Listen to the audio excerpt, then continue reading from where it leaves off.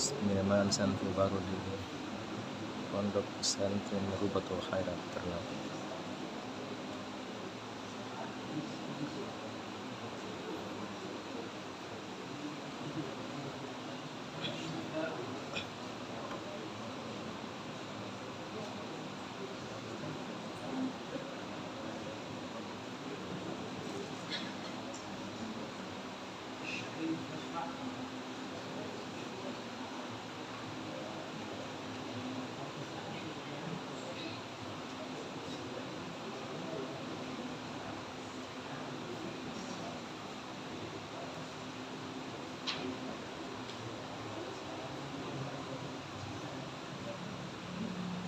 Zaki Asagaf,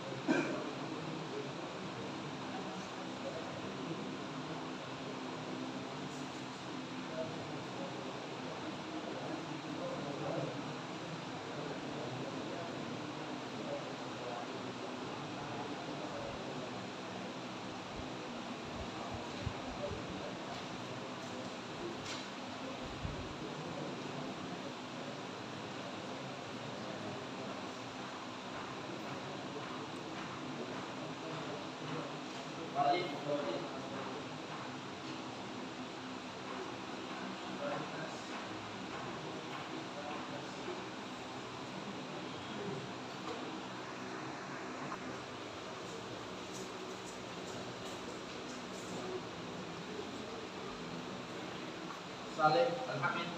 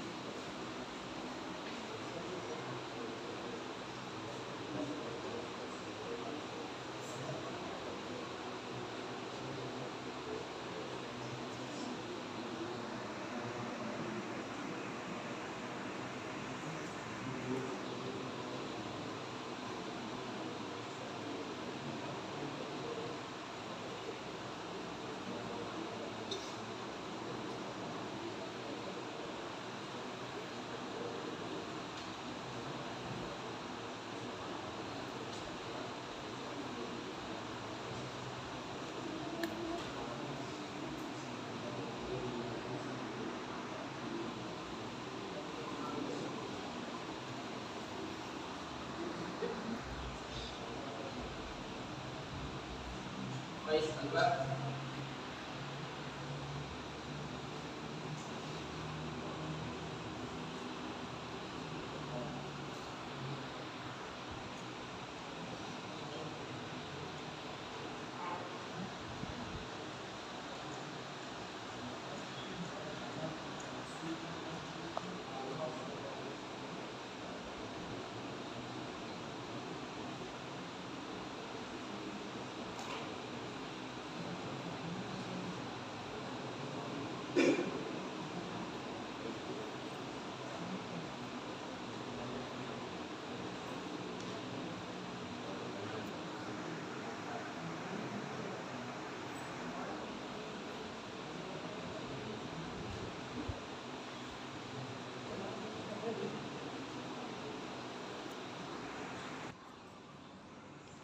Suasana di atas Pondok Pesantren Rubatul Khairat Ternate.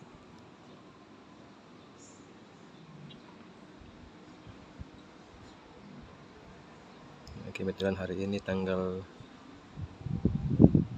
23 Kamis tanggal 23 diadakan tes masuk untuk santri Pondok Pesantren Rubatul Khairat tingkatan alia. Ini sebentar lagi tes.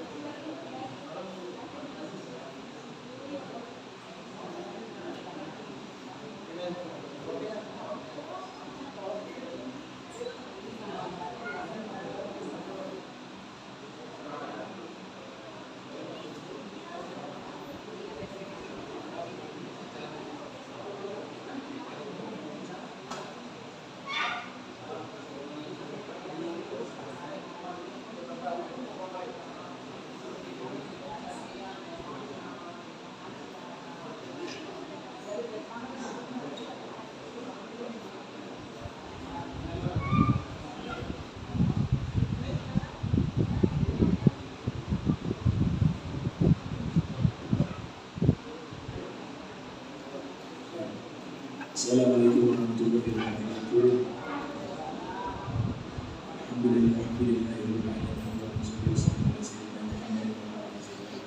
Alhamdulillah sudah selesai tes hafalan Al-Quran dan hadis. Dan di Sasa itu sudah selesai hafal kitab Sifaus Sakin untuk 300 hadis. Kemudian ada yang 5 juz, 7 juz, 5 juz. Kemudian sudah dibekali dengan ilmu dari membaca kitab. Alhamdulillah sesuai target 3 tahun itu sudah bisa untuk membaca kitab. Nah, nanti yang dari luar kita buat juga menyelesaikan dengan program yang sudah ada. Insya Allah, alhamdulillah ini juga dapat ijazah ya, jadi bisa lanjut kuliah kalau lulus. Dan alhamdulillah dengan Ustaz Al-Haj kita sudah punya jaringan beasiswa, kalau lulus bisa ke Jordan, bisa ke Tunisia, bisa ke Maroko, Mesir. Itu setiap tahun yang lulus Mahat Ali namanya. Ini namanya Mahat Ali. Kalau madrasahnya madrasah mulia, itu bisa langsung kita programkan sesuai dengan tes beasiswa. Jadi kalau lulus nanti tes online, ada Ustaz Al-Haj itu, dia punya situs websitenya. Nah, kita sesuaikan dengan tes yang ada di situ. Dan kalau standarnya di sini lebih dari yang diteskan untuk beasiswa, nah, insya Allah bisa dilancarkan. Kemudian di sini nanti kelas takhasus guru-gurunya itu lulusan Mesir. Aku dibeli sudah. Saya cari sampai kelas level doktor aja di sana. Doktor lulusan Mesir. Kemudian kita punya tahfiz Al-Quran Ustaz yang insya Allah kita datangkan dari Pasuruan langsung. Itu hafal Al-Quran 30 juz, ahli qiraah dan ahli kitab. Bukan masalah itu dia ahli kitab. Ahli kitab maksudnya paham ilmu alam. Nah itu kita datangkan langsung dari Pasuruan. Insya Allah 7 hari lagi datang. Kemudian guru yang membantu ada Ustaz Dr. Harwis. Ustaz Dr. Harwis, beliau selain juga dosen di IAIN juga berkenan untuk bantu mengajar di tempat ini. Kemudian Ustaz Araf juga lulusan Mesir S2. Kemudian saya juga yang sehari-hari yang memantau langsung santri-santri, dan juga ada kelas bahasa Inggris juga tetap. Jadi kita lanjutkan saja yang bisa itu. Cuma nanti level kitabnya kita sesuaikan dengan Mahat alinya. Nah, insya Allah sesuai target, ada program unggulan. Insya Allah kalau diperkenankan izin Allah bisa khataman kutubus sittah.